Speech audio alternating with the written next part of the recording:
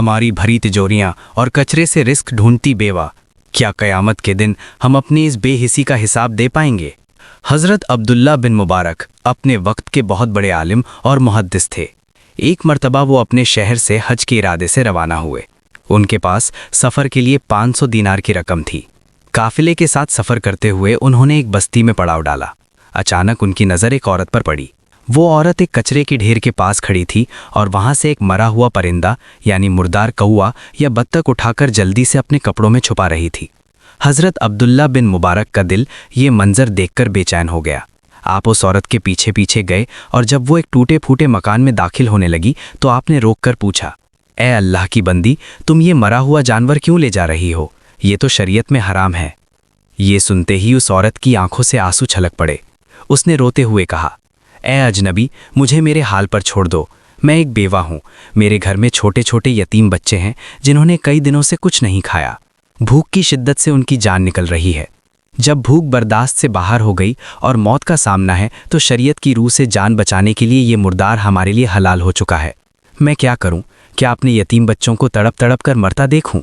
ये दर्दनाक बात सुनकर हज़रत अब्दुल्ला बिन मुबारक के पांव तले से ज़मीन निकल गई। उनकी चीख निकल गई और आंखों से झरझर आंसू बहने लगे।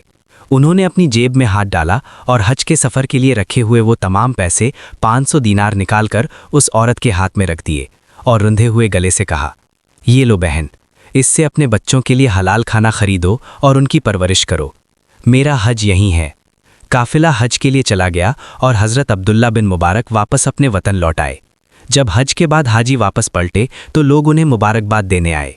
हाजियों ने कहा, अब्दुल्ला, हमने आपको मकाम इब्राहीम पर देखा। हमने आपको अराफात के मैदान में देखा। आपने हमारे साथ तवाफ़ किया। आप हैरान थे क्योंकि आप तो हज पर गए ही नहीं थे और ना ही घर से निकले थे।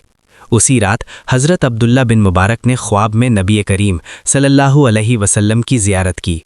आप सल्लल्लाहु अलैहि वसल्लम ने मुस्कुराते हुए फरमाया, ए अब्दुल्ला, तुमने मेरी उम्मत की एक मजबूर औरत और यतीमों की मदद की।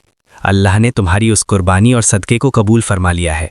अल्लाह ताला ने एक फ़रिश्ता बिल्कुल तुम्हारी शक्ल में पैदा कर दिया है जिसने तुम्हारी तरफ से हज किया, और वो फ़रिश्ता क़यामत तक तुम्हारी तरफ से हज करता रहेगा और उसका सवाब तुम्हारे नामे आमाल में लिखा जाएगा।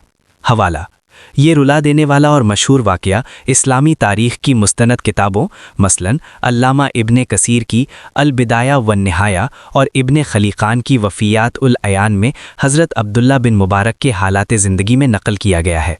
सबक: खल्क़े खुदा की खिदमत सबसे बड़ी इबादत है।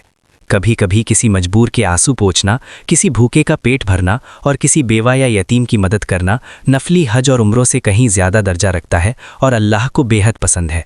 अगर आपको ये तहरीर अच्छी और ईमान अफरोज़ लगी हो तो इसे शेयर कीजिए।